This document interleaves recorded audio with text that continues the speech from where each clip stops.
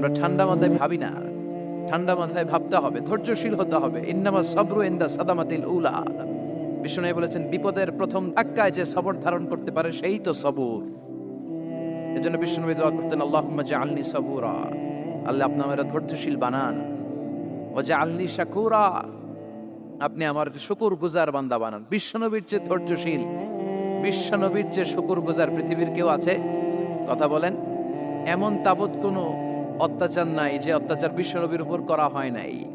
বিশ্বনবী মক্কার জামিনে যখন দাওয়াত দিতে লাগলেন, ওনারে পাগল বলা হতো, বলা হতো তুমি পাগল, বলা হতো মুহাম্মদ একটা কবি, বলা হতো মুহাম্মদ হচ্ছে গণব। বিশ্বনবী যখন রুকু দিতেন, সিজদায় চলে যেতেন, উটের পচা নারী ভুড়ি এনে বিশ্বনবীর কাঁধে ফেলে রাখা হতো। বিশ্বনবীর গলার মধ্যে রশি ধরে টান দেয়া হতো। কয়েকবার বিশ্বনবীর এই ঘাড়ের এই চামড়া ছিঁড়ে গিয়েছে, একবার চাদর টান দেওয়ার কারণে, আরেকবার রশি টান দেওয়ার কারণে। বিশ্বনবী কিছুই বলেন নাই, ক্ষমা করে দিয়েছেন। যেই মক্কার শত্রুরা বিশ্বনবীকে মক্কা থেকে বিতাড়িত করেছেন, এবং যেই রাতে উনি হিজরত করলেন, মাইগ্রেট করলেন, উনি কেঁদে কেঁদে বারবার মক্কার দিকে ফিরে তাকায়, আবার যায়, আবার ফিরে তাকায়, মাতৃভূমির মায়া ছাড়তে পারছেন না। আর বলছিলেন মাক্কা তু আহাব্বুল বিলাদ ইলাইয়া, মক্কা আমার কাছে সবচেয়ে প্রিয় শহর। লাউলা উখরিজতু লামা খরাজতু মিনহা, আমারে যদি বের করে না দেয়া হতো এই শহর থেকে, আমি কোনোদিন এই শহর থেকে বেরোতাম না। এত ভালোবাসতেন বিষ্ণুবী মাক্কাতুল মুকাররমাকে। ধৈর্যশীল ছিলেন। এত অত্যাচার অনাচারের পরে যখন মক্কা বিজয়ের ক্ষণ আসলো, এই মক্কাকে বিশ্বনবীর করতলগত করে দিল কে? ফাতে মক্কা হলো। বিশ্বনবী চাইলে পিষে পিষে প্রতিটা কাফের মুশরিককে শেষ করে দিতে পারতেন, ঠিক কিনা? কিন্তু বিশ্বনবী বললেন লা তাসরিবা আলাইকুমুল ইয়াউম ইযহাবু আনতুমুত তুলাকা, কোনো রিভেঞ্জ চলবে না, আছে কোনো প্রতিশোধ নাই। একেবারে বড় যুদ্ধাপরাধী যারা, মারাত্মক যারা অফেন্স করেছে, তাদেরকে শাস্তির আওতায় আনা হবে, বাকি সবাইকে আমি ক্ষমা করে দিলাম। In the long history of the world, there is no instance of magnanimity and forgiveness which was showed by our beloved Prophet Muhammad when all of his enemies laid under his feet and he forgave them one and all. পৃথিবীর ইতিহাসে এরকম নজির কোথাও পাওয়া যায় না, যাকে এত অত্যাচার করে বিতাড়িত করা হয়েছে, নির্বাসন দেয়া হয়েছে, হিজরতে বাধ্য করা হয়েছে। তিনি যখন ওই শহরকে আবার বিজয় করলেন, কাউকে আঘাত করলেন না, আগুন জ্বালিয়ে শহরটাকে জ্বালিয়ে দিলেন না, ওদের বংশকে নির্বংশ করলেন না, বরং মুচকি হেসে উনি বললেন যাও, ক্ষমা করে দিলাম। কি ধৈর্যশীল ছিলেন। আবার দোয়াও করতেন, আল্লাহুম্মা জাআলনি সাবুরা, আল্লাহ আপনি আমার ধৈর্য বাড়ায় দেন। ওয়া জাআলনি শাকুরা, আপনি আমার শুকরগুজার বানান। ওয়া জাআলনি ফি আইনি সাগীরা, আল্লাহ আমার চোখে আপনি আমারে ছোট বানান। ওয়া ফি আ'য়ুনিন নাসি কাবীরা, আল্লাহ মানুষের চোখে আপনি আমারে বড় বানান। কি মানুষ ছিল, নিজের চোখে নিজে ছোট থাকতে চাইতেন। আমরা নিজের চোখে নিজের বড় মনে করি, এরকম ডাকাইত আছে না নাই? নিজেরাই নিজে মনে করে কত বড় সাহেব, লাট সাহেব। মান তাওয়াদাআ তারাফা, এটা হচ্ছে সুন্নাতুল্লাহি ফিল আরদ। মান তাওয়াদাআ তারাফা, যে নিচে নেমে থাকতে চায় আল্লাহ ওরা টেনে উপরে উঠা, আর যে খালি উঠতে চায়, হিংসা করে অহংকার করে উপরে ঠেলতে চায়, ওরা নিচে নামায় দেয় কে? সাইয়েদনা আদমকে আল্লাহ বললেন, আদম সাল্লিমা আলা উলাইকান নাফার লাম্মা খালাকাল্লাহু আদামা ওয়া কানা তুলহু 60 যিরাআন। নিচে নেমে গেলে যে উপরে ওঠে, আর উপরে উঠতে চাইলে যে নিচে নামে, উদাহরণ দেখেন। আদম আলাইহিস সালামকে তৈরির পর আল্লাহ বললেন, আদম সাল্লিমা আলা উলাইকান নাফার, এই ফেরেশতাদের সালাম দাও। কি দাও? দাও, সালাম দাও। কোনো প্রশ্ন নাই, আল্লাহ সালাম দিব কেন? ফেরেশতারা আমারে দিব না কেন? আমি আগে দিব কেন? কথা আছে কোনো? যেই সালাম দিলেন, সালাম দেওয়ার সাথে সাথে ওনার মর্যাদা বাড়িয়ে দিল কে? এত মর্যাদা বাড়ালেন যে নূরের ফেরেশতারা মাটির আদমকে সেজদা দিতে বাধ্য হয়েছে। চিৎকার করে বলেন ঠিক কিনা? তুমি মাটির আদমকে প্রথম সৃষ্টি করিয়া ঘোষণা করিয়া দিলে শ্রেষ্ঠ বলিয়া, তাই তো নূরের ফেরেশতা করে আদমকে সেজদা, সবার চেয়ে সম্মান দিলে মাটির আদমকে। আল্লাহু আল্লাহু পড়েন, আল্লাহু আল্লাহু তুমি জাল্লে জালালুহু, শেষ করা তো যায় না গে তোমার গুণগান। আল্লাহু আল্লাহু সুবহানাল্লাহ পড়েন।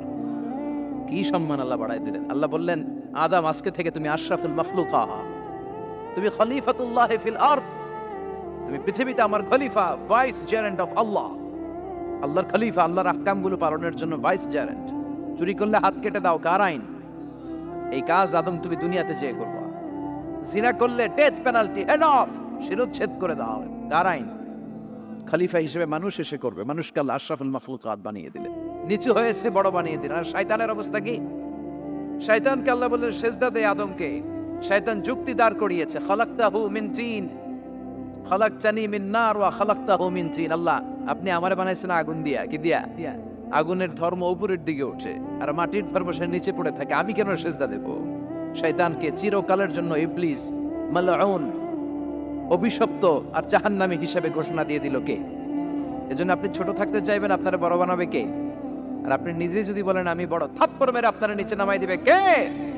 এজন্য বিশ্বনবী দোয়ায় বলতেন, আল্লাহুম্মা জাআলনি সাবুরা ওয়াজআলনি শাকুরা ওয়াজআলনি ফি আইনি সাগীরা ওয়া ফি আয়ুনিন নাসি কাবীরা। ও আল্লাহ, আপনি আমারে ধৈর্যশীল বানান, আপনি আমারে শুকরগুজার বান্দা বানান, আমার চোখে আমারে আপনি ছোট বানান, মানুষের চোখে আপনি আমারে বড় বানান। সুবহানাল্লাহ পড়েন। এজন্য সবসময় শুকরগুজার থাকার চেষ্টা করতে হবে। রাজি আছেন তো? যে কোনো মুহূর্তে, যে কোনো পরিস্থিতিতে আমরা শুকরিয়া করব কার? চিল্লায় বলেন কার? আমরা যেন বেশি বেশি আল্লাহ তাআলার শুকরিয়া আদায় করতে পারি। আল্লাহ তুমি তৌফিক দাও। সবাই পড়ি আমিন। উত্তর চান্দোলা হিলফুল ফুজুল ইসলামী সংগঠনের উদ্যোগে আজকের এই তাফসীরুল কোরআনের প্রোগ্রাম। হিলফুল ফুজুল নামটা আমার বড্ড প্রিয়। বিশ্বনবী যখন 15 কিংবা 20 বয়স, কোনো বর্ণনায় এসেছে 15, কোনো বর্ণনায় 20, তখন তিনি একটা ছাত্র সংগঠন করেছিলেন, ইয়াং স্টারদের একটা অর্গানাইজেশন করেছিলেন। ওটার নাম তিনি দিয়েছিলেন হালাফুল ফদুল। হালাফুল ফদুল, ওইটারই আমরা বাংলায় কি বলি? হিলফুল ফুজুল। হালাফ মানে শপথ, oath, we take an oath in the name of Allah. আল্লাহর নামে শপথ নেয়ারে বলে হালাফ। আর ফাদিলা, ফাদলুন, এগুলোর প্লুরাল হচ্ছে ফুদুল। ফুদুল মানে ভালো কাজ। ভালো ভালো কাজের উপর বিশ্বনবী যুবকদেরকে একত্রিত করলেন যে মক্কা শহরে কোনো টেন্ডারবাজি চলবে না, কোনো চাঁদাবাজি চলবে না, দুর্বলের উপর সবলের অত্যাচার চলবে না, জালিমের জুলুম চলবে না, হত্যা চলবে না, ধর্ষণ চলবে না, রাহাজানি চলবে না। মক্কা শহরটারে শান্তির শহর বানাতে হবে। যুবকরা এই দায়িত্ব কাঁধে নিয়েছে। কারা? মুরব্বীরা না, যুবকরা। যুবকদের আছে প্রাণ ফেলা উচ্ছ্বাস, অনেক শক্তি। এজন্য যুবকদেরকে ভালো কাজে আসতে হবে। যুবকরা চাইলে এই দেশের চেহারা পাল্টে দিতে পারে। এদেশে যুবক ভোটার আছে কয়জন জানেন? নতুন করে যুবক ভোটার হয়েছে 2 কোটি। কয় কোটি? 2 কোটি না? Can you imagine that? কল্পনা করতে পারেন? They can change Bangladesh. They can change the face of Bangladesh. তারা 56,000 বর্গ মাইলের এই বাংলাদেশের চেহারা পাল্টে দিতে পারে। তাদের অনেক শক্তি। এজন্য যুবকদের এই শক্তি কাজে লাগাতে হবে। ফেন্সিডিল, গাঁজা, ইয়াবা, হিন্দি সিনেমা, এগুলোর পিছনে দৌড়ানো যাবে, পর্নোগ্রাফির পিছনে ছোটা যাবে। যুবক বয়সে ভয় করতে হবে কারে? চিল্লায় বলেন কাকে? আল্লাহ আমার যুবক ভাইদেরকে তুমি তৌফিক দাও। বিশ্বনবী হালাফুল ফুদুল তিনি গঠন করলেন মক্কাতুল মুকাররমাতে। পুরো মক্কা শহরটা শান্তির শহর হয়ে গেল। সুবহানাল্লাহ। আল্লাহ উত্তর চান্দোলা হিলফুল ফুজুল ইসলামী সংগঠনকে তুমি কবুল করো। আজকের প্রোগ্রামের সভাপতিত্ব করছেন আল্লামা অধ্যক্ষ গোলাম সরোয়ার সাইদি পীর সাহেব, আড়াইবাড়ি দরবার। আমার প্রিয় নানা ভাই আলোচনা করেছেন, বয়ান করেছেন। আল্লাহ নানা ভাইকে কবুল করো। নানা ভাইটা একটু ইয়াং হয়ে গেছে না? হ্যাঁ, অনেক জায়গায় লোকজন খুব বিভ্রান্তিতে পড়ে যায়। ঘটনা কি? আপনি নানা নানা হইলেন কবে, নাতনি হইল কবে, আবার জামাই পেলেন কবে? তা আমারও বলা যে তুমি যে আমার নানা ভাই বানাইছো, আমি তো এর উত্তর দিতে দিতে কাম সারা। তো আল্লাহ আমার নানা ভাইকে তুমি কবুল করো। তিনি হকের কথা, কোরআনের কথা বলেন। পীর সাহেবদের মুখে এরকম হুঙ্কার দেখা যায় না। কথা কন। এরা থাকে খানকায়, এদের পেট থাকে বড়। সবার কথা বলছি না, বেশিরভাগ। কথা বলেন। এই ভণ্ডামি এই দেশে আছে না নাই? দো দেল বান্দা কালমা চোরে, না পায় শ্মশান না পায় গোরে, দিন থাকিতে আয়রে পথে ছাইড়া দে ভণ্ডামি, ভণ্ডামি ভণ্ডামি ভণ্ডামি, ছাইড়া দে ভণ্ডামি। আছে না নাই? নামাজ কালাম পড়ে না, ইবলিশ শয়তানের নানা। আছে না? নামাজ নাই, রোজা নাই, নাচানাচি, নাচ গান, গোসল করে না, সারা বছরে করে একবার, ওই গোসলের পানি মুরিদরা খেয়ে ফেলায়। আছে না নাই? নামাজ রোজা করে না, ইবলিশ শয়তানের নানা, ধর্মের একখান খুঁটি ধইরা কয়দিন করবা হয়রানি, ভণ্ডামি ভণ্ডামি ভণ্ডামি, ছাইড়া দে ভণ্ডামি। ঠিক কি না?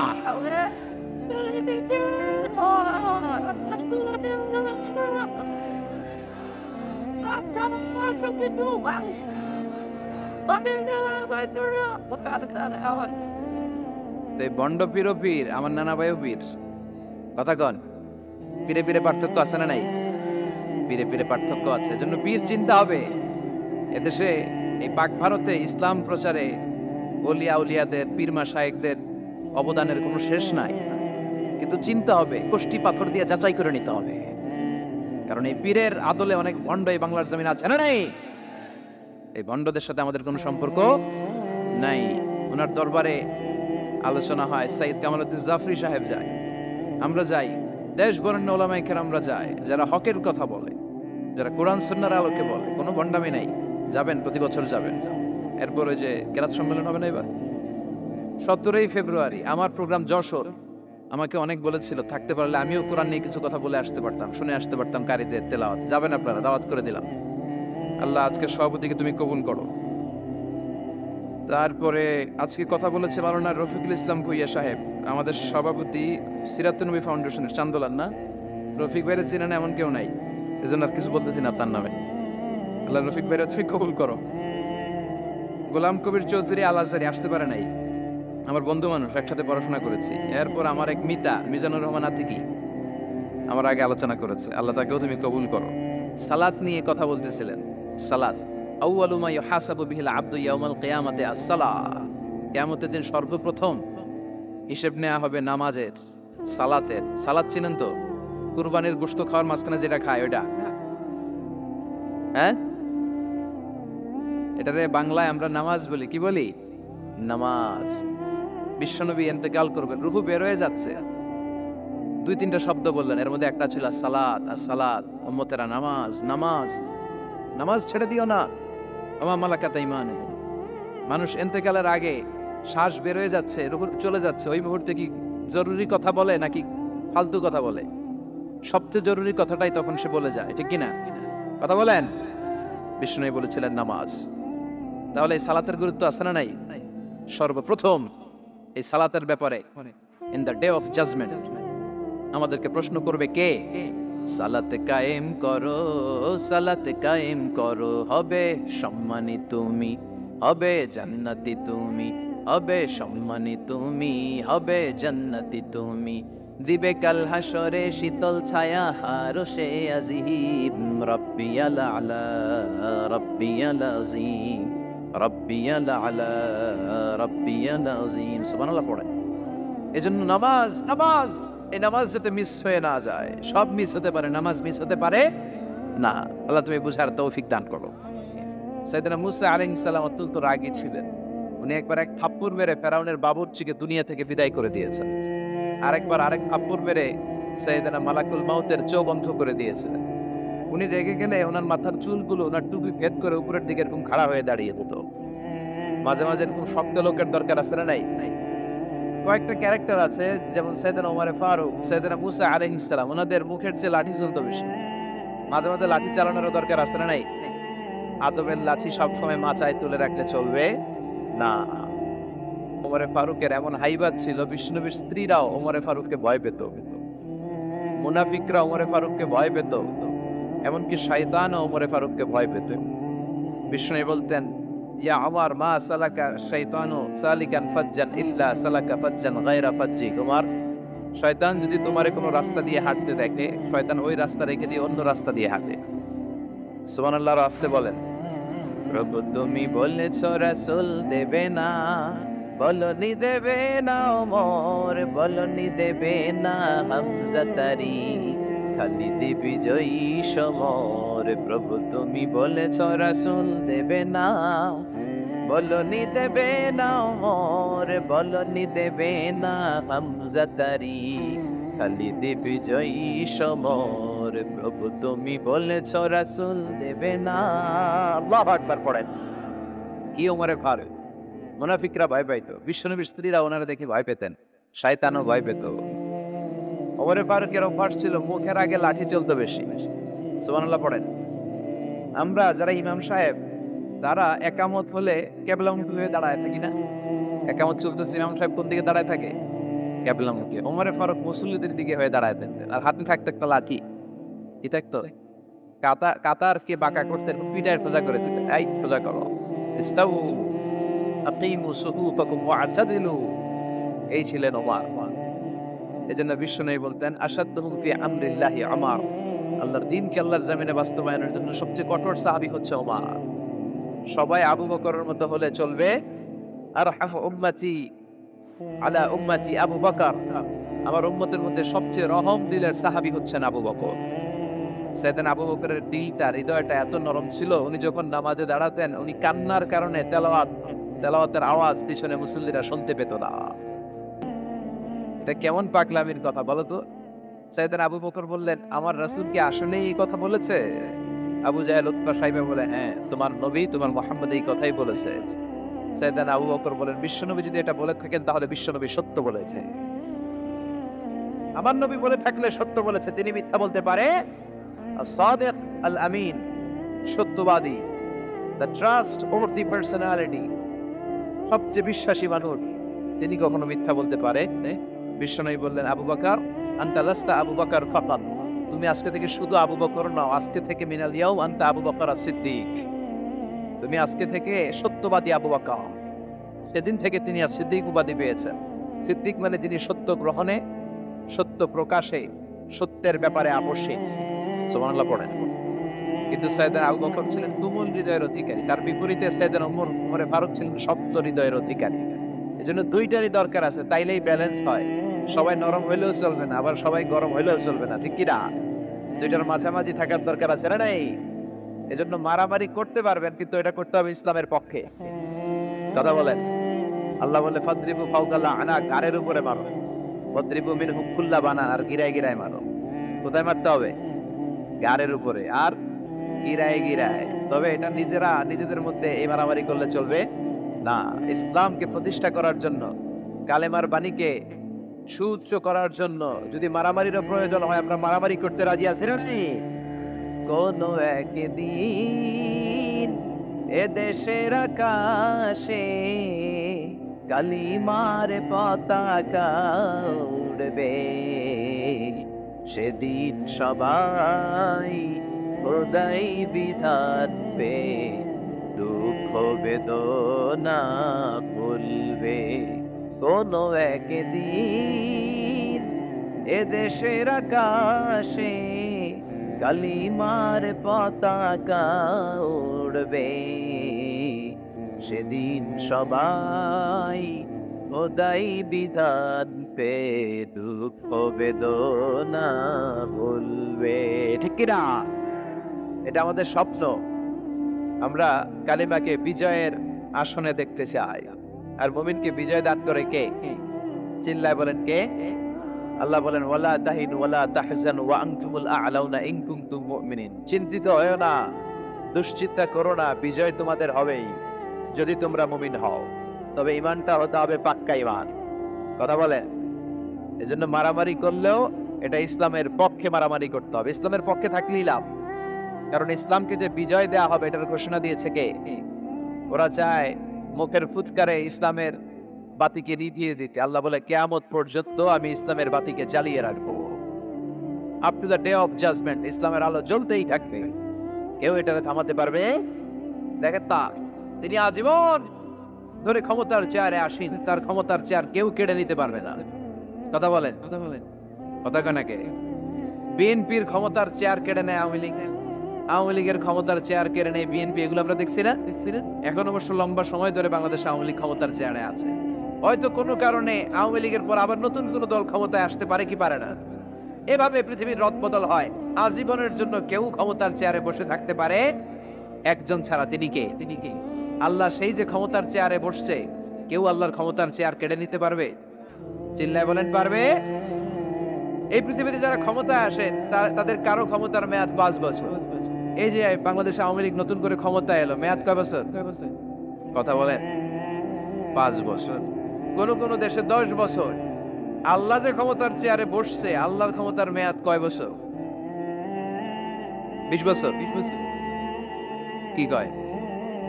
হ্যাঁ, 50, 100 বছর। কয় বছর? আজীবন মেয়াদ। সুবহানাল্লাহ কইবেন না? হুয়াল আউয়ালু ওয়াল আখিরু ওয়াল যাহিরু ওয়াল বাতিন ওয়া হুয়া বিকুল্লি শাইইন আলীম। আল্লাহ বলে আমি প্রথম, আমি শেষ, আমি গোপন, আমি প্রকাশ্য। আমি চিরকালের জন্য ক্ষমতার চেয়ারে বসেছি, কোনোদিন এই চেয়ার আমি ছাড়বো না। ঠিক কি না? উনি আজীবন ক্ষমতার মালিক। উনি শুরু থেকে আছেন, শেষ পর্যন্ত থাকবেন। সুবহানাল্লাহ পড়েন। আমার কথা কি বোঝা যাচ্ছে? বুঝতে পারতেছেন? পৃথিবীর অনেক দেশে আবার ডেমোক্রেটিক সিস্টেমে ভোটে জিতে ক্ষমতায় আসতে হয়। যেমন আমাদের দেশ ডেমোক্রেটিক কান্ট্রি।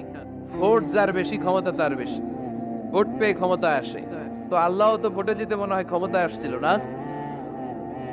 ভোট ছাড়া আসছে? কারচুপি করে আসছে আল্লাহ। হ্যাঁ? অনেক দেশে রাজতন্ত্র, মোনার্কি সিস্টেম, রাজার পোলা রাজা। আল্লাহর বাবা ছিল রাজা, এজন্য আল্লাহও রাজা।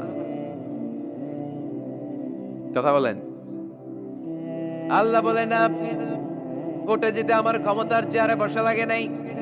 আমার বাবা নাই, আমার ছেলে নাই, আমার কেউ নাই, আমি একাই সব ক্ষমতার মালিক। আমি চিরকালের জন্য এই ক্ষমতার চেয়ারে বসা। চিরকাল, আজীবন তিনি ক্ষমতার চেয়ারে থাকবেন। আবার অনেক সময় দেখা যায় ক্ষমতায় যেতে হলে অন্যান্য পার্টির সাথে কোয়ালিশনে যেতে হয়, শরিক বানাতে হয়। আল্লাহর ক্ষমতায় তো শরিক আছে না? আছে। আল্লাহ বলেন ওয়ালাম ইয়াকুল্লাহু শারীকুন ফিল মুলক। আমার ক্ষমতায় কোনো পার্টনার নাই, কোনো শরিক নাই। তোদের মতো আমি কারোর সাথে জোট করি নাই।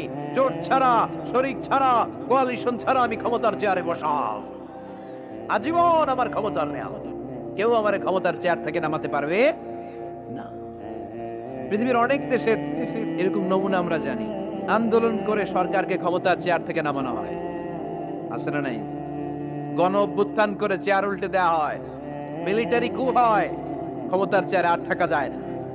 তো আমরাও যদি সবাই মিলে একটা আন্দোলনে নামি, তাহলে আল্লাহর ক্ষমতা শেষ। কি বলেন? আমরা 700 কোটি মানুষ, আমাদের সাথে পারবে আল্লাহ? 700 কোটি মানুষ আন্দোলন করলেও আল্লাহরে নামাতে পারবে না? বুঝে শুনে উত্তর দিয়ে। 700 কোটি কিন্তু পারবে? পারবে? আচ্ছা, জিন জাতিরা যদি বলে, জিনেরা তো আমাদের চেয়ে পাওয়ারফুল, তারা যদি বলে ও মানব জাতি, আমরাও তোদের সাথে আছি, আল্লাহরে মানি না, মানুষ জিন ভাই ভাই, আল্লাহর আর রক্ষা নাই, তাহলে আল্লাহর ক্ষমতা শেষ? তাও না। কি বলে, এগুলো বলে কি? আচ্ছা, ফেরেশতারাও যদি বলে যে আমরাও আল্লাহরে আর মানছি না, আমরা জিনেরা মানুষেরা 3 দলীয় জোট, 3 দলীয় জোট হলেও পারবে না। আল্লাহ বলে গোটা বিশ্বের সবাই মিলে যদি আমার বিরুদ্ধে আন্দোলনে লেগে যাস, আমার ক্ষমতার 1 ইঞ্চিও কমাতে পারবি না। এজন্য রব্বুল আলামিন বলেন তাবারাকাল্লাযী বিয়াদিহিল মুলকু ওয়া হুয়া আলা কুল্লি শাইইন কাদির। সুবহান সেই সত্তা যার হাতে ক্ষমতা, ক্ষমতা কার হাতে? ওয়া হুয়া আলা কুল্লি শাইইন কাদির, তিনি সব বিষয়ের উপর ক্ষমতাবান। তিনি কে? তিনি চাইলে পাহাড়কে দরিয়া করতে পারে, তিনি চাইলে দরিয়াকে পাহাড় করতে পারে, তিনি চাইলে ধনীকে গরিব করতে পারে, গরিবকে ধনী করতে পারে, তিনি চাইলে সম্মানিতরে অপমানিত করতে পারে, আবার চাইলে অপমানিতরে সম্মানিত করতে পারে। তিনি কে? ফাআলুল লিমা ইউরিদ, তিনি যা ইচ্ছা তাই করতে পারেন। তার কাছ থেকে জবাবদিহিতা করার কেউ নাই, তিনি সবার কাছে জবাবদিহি চায়। চিল্লায় কোন ঠিক না? সে আল্লাহ বললেন সুবহান সত্তা যার হাতে ক্ষমতা, তিনি সব বিষয়ের উপর ক্ষমতাবান। এজন্য আমাদের মনে রাখতে হবে আমাদের কোনো ক্ষমতা নাই, ক্ষমতার মালিককে। আর কোনদিন বাগেরহাটের ভাইয়েরা, জনগণ সকল ক্ষমতার উৎস, এই কথা বলবেন? মনে থাকবে? তাহলে আওয়াজ করে বলেন তো, সকল ক্ষমতার উৎস কে? সবকিছু করতে পারে কে? সব ক্ষমতার মালিক আল্লাহ।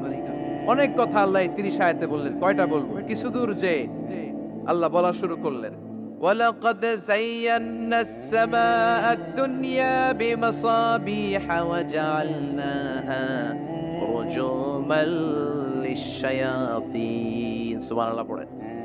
আল্লাহ বললেন আমি নিকটবর্তী আকাশটারে তারা দিয়ে, আলো দিয়ে, মোমবাতি দিয়ে আলোকিত করেছি। I have beautified the closer skies with light and candles. আমি তারা দিয়ে নিচের আকাশটাকে সুশোভিত করেছি।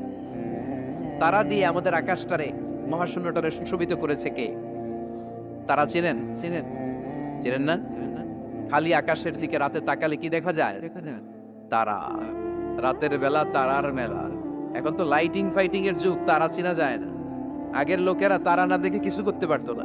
আগের মুরব্বীরা তারা দেখলেই বুঝতো কয়টা বাজে, ঘড়ি লাগতো না। আগের নাবিকেরা তারা দেখে তারা রাত কয়টা বাজে নির্ধারণ করে ফেলতো। সুবহানাল্লাহ পড়েন। কত ধরনের তারা আছে। শুকতারা নাম শুনছেন? ধ্রুব তারা শুনেছেন? সপ্তর্ষি মণ্ডল একটা আছে, অনেকে তারা চেনে না। কোটি কোটি কোটি কোটি 7টা তারা একসাথে দেখবেন, এটার বলে সপ্তর্ষি মণ্ডল। আল্লাহ বলে এই তারা দিয়ে আমি আকাশটারে সুশোভিত করেছি। এই তারাগুলো কিন্তু প্রথম আকাশে না, এই তারাগুলো প্রথম আকাশের মহাশূন্যে অবস্থিত।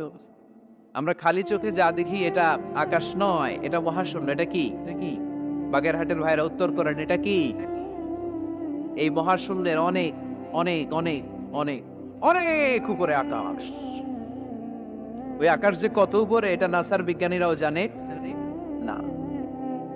শুরুতে আমরা দেখতে পাই প্রথম আকাশের মহাশূন্য, এর অনেক উপরে প্রথম আকাশ। তারপরে শুরু হয় দ্বিতীয় আকাশের মহাশূন্য, তার অনেক উপরে দ্বিতীয় আকাশ। তারপরে তৃতীয় আকাশের মহাশূন্য, তারপরে তৃতীয় আকাশ। এভাবে একটার চেয়ে আরেকটা বড়, একটার চেয়ে আরেকটা বড়। দ্বিতীয় আকাশের তুলনায় প্রথম আকাশটা কত ছোট শুনতে চান? আপনার হাতের আংটিটা যদি আপনি সাহারা মরুভূমিতে ছুঁড়ে ফেলে দেন, পৃথিবীর সবচেয়ে বড় মরুভূমির নাম কি জানেন? সাহারা মরুভূমি। এই সাহারা মরুভূমিতে আপনার হাতের আংটি ছুঁড়ে ফেলে দিলে পুরো মরুভূমির তুলনায় আপনার হাতের আংটি যত ছোট, আল্লাহর দ্বিতীয় আকাশের তুলনায় আল্লাহর প্রথম আকাশটা ঠিক তত ছোট। একটার চেয়ে একটা বড়। তারপর আমরা নিজের বড় বড় করে দাবি করি। এই যে আজকের প্যান্ডেলে এত মানুষের সমারোহ হয়েছে, তাকালে মনে হয় না যে কত বিশাল জায়গা? কথা বলেন, বিশাল মনে হয় না? বিল জঙ্গ এইটারে যদি এত বড় মনে হয়, তাহলে বিল জঙ্গটা কত বড়? হ্যাঁ, আরো এইটার চেয়ে নিশ্চয়ই বাগেরহাট বড়। কথা কয় না? বাগেরহাটের চেয়ে নিশ্চয়ই পুরো বাংলাদেশটা বড়। বাগেরহাট বলে 64 জেলার এক জেলা। 64টা জেলা মিলে সুজলা সুফলা আমাদের এই বাংলাদেশ। বাংলাদেশ হচ্ছে পৃথিবীর সবচাইতে বড় দেশ। হ্যাঁ, এরা দেখি আমার সব কথার সাথে খালি দ্বিমত করে। বাংলাদেশ সবচেয়ে বড় দেশ না? কত ছোট জানেন? মানচিত্রে বাংলাদেশ লেখার জায়গাটাও আমরা পাই না। বাংলাদেশ এটা লিখতে গেলে BAN পরে ইন্ডিয়ার উপরে, GLA পরে বাংলাদেশের উপরে, আবার DESH পরে আবার ইন্ডিয়ার উপরে। আমাদের বাংলাদেশটা এত ছোট, বাংলাদেশ লেখার জায়গাটাও মানচিত্রে আমাদের জন্য না। এত ছোট দেশ, এত ছোট। ইন্ডিয়া প্রায় 20-25 গুণ বড় আমাদের চেয়ে। আমেরিকা, কানাডা শতগুণ বড়। রাশিয়া একটা দেশ আছে কয়েকশো গুণ বড়। এরকম 200টা বিশাল দেশ মিলে পৃথিবী, 200টা দেশ মিলে পৃথিবীর 30 ভাগ, বাকি 70 ভাগ শুধু পানি। বাকি 70 ভাগ কি? স্থল আর জল মিলে আমাদের পৃথিবী। তাহলে আজকের এই প্যান্ডেলের জায়গার তুলনায় পুরো পৃথিবীটা কত বড়? সুবহানাল্লাহ কইতে পারলেন না? তাহলে এই পৃথিবীটা আমাদের কাছে এখন পর্যন্ত যেটা আমরা আলোচনা করলাম বোঝা গেল অনেক বড়, এত বড় পৃথিবী। কিন্তু আমরা শুনতে পাই যে সূর্যটা আমরা দেখতে পাই দিনের বেলা, ওই সূর্যটা নাকি এই বিশাল পৃথিবীর চেয়ে 13 লক্ষ গুণ বড়। চিন্তা করতে পারেন? খালি তো মাথা নাড়াইতেছেন। আসলে কি আমরা চিন্তা করতে পারি? 13 লক্ষটা পৃথিবী সূর্যের মধ্যে রেখে দেওয়ার জায়গা করে দিয়েছে কে? 9,30,00,000 মাইল দূরে সূর্য 8 মিনিট 18 সেকেন্ড সময় নিয়ে নেয় আলো পৌঁছাতে। এত বিশাল সূর্য। তার মানে কি সূর্যটাই সবচেয়ে বড়? এর চেয়ে অনেক বড় বড় তারা আছে। সূর্যের পরে পৃথিবীর সবচেয়ে কাছের তারার নাম প্রক্সিমা সেন্ট্রাই। গুগল করলে দেখবে যে কত তারা। এরপরে Alpha Centauri A, Alpha Centauri B, এভাবে তারা শুরু। এটা ক্যারিনা, ব্যাটেলজিউস। যেই সূর্য পৃথিবীর চেয়ে 13 লক্ষ গুণ বড়, ব্যাটেলজিউস নামে একটা তারা আছে।